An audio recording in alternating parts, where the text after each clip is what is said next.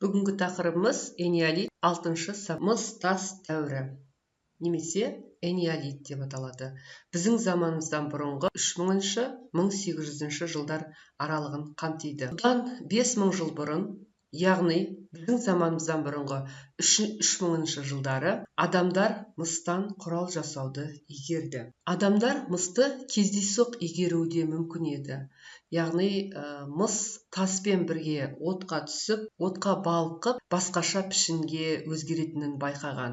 Сөйтіп, адамдар мыстың қасиетін білгеннен кейін, мыстан еңбек құралдарын жасай бастады. Мыс адамдар пайдаланған ең алғашқы металл. Мыстан жасалған еңбек құралдары адамдардың өмір сүруін жеңілдете түсті. Энеолит дегеніміз тас дәуірі мен қола дәуірінің аралық кезеңі.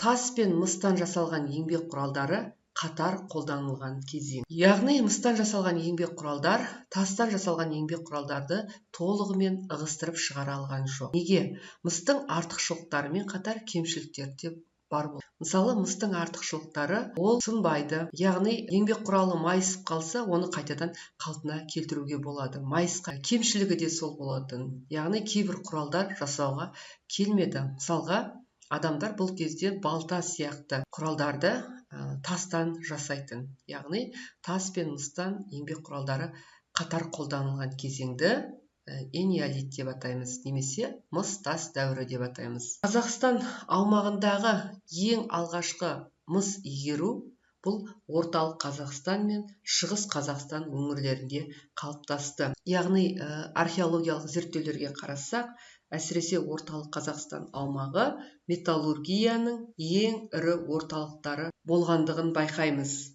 Мысалға, Жезқазған өңірінен балқытылған мыстың көлемі шамамен 100 000 тоннадан асып кеткен. Энеолит дәуірінде болған өзгерістер. Екі үлкен өзгеріс болды.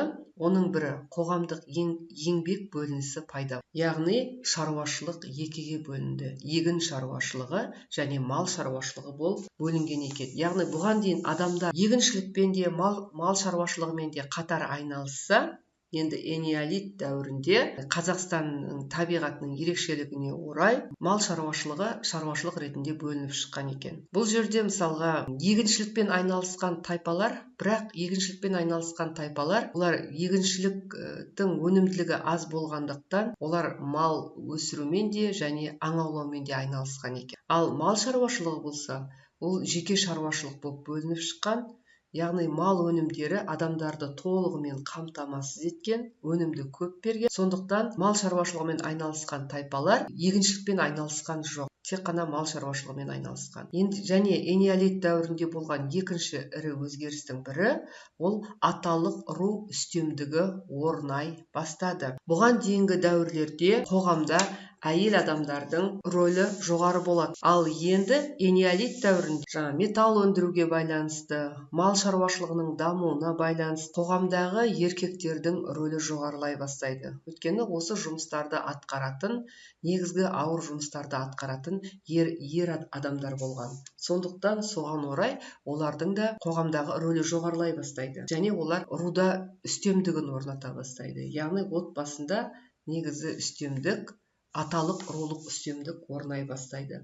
Ғылыми тілмен айтсақ, патриархат деп аталады. Патриархат деген сөз әкелердің үстемдігі деген мағынаны, әкелердің билігі деген мағынаны білдіреді. Қазақстан аумағындағы қола дәуірінің ең жарқын көрнекті ескерткіштерінің бірі солтүстік Қазақстандағы Ботай мәдениеті. Ботай мәдениеті біздің заманымыздан бұрынғы 3-2 мыңжылдықтармен мерзімделеді. Ботай тұрағы 15 гектар жерді алып жатыр. Ботай қонысы шамамен 200 жылды қамтиды. Яғни біздің заманымыздан бұрынғы 24-22 ғасырларды қамтиды. Ботай тұрағынан 158 тұрғын үй табылды. Жебе ұштары, найзалар, пышақтар мен балталар табылды. Ботайлықтар жылқы малын қолға үйретті. Ботай қонысынан 70 000 жылқының сүйек қалдықтары табылған. Яғни осы Евразия даласындағы ең алғашқы жылқы малын қолға үйретіп, жылқы өсірушілер осы ботайлықтар болған.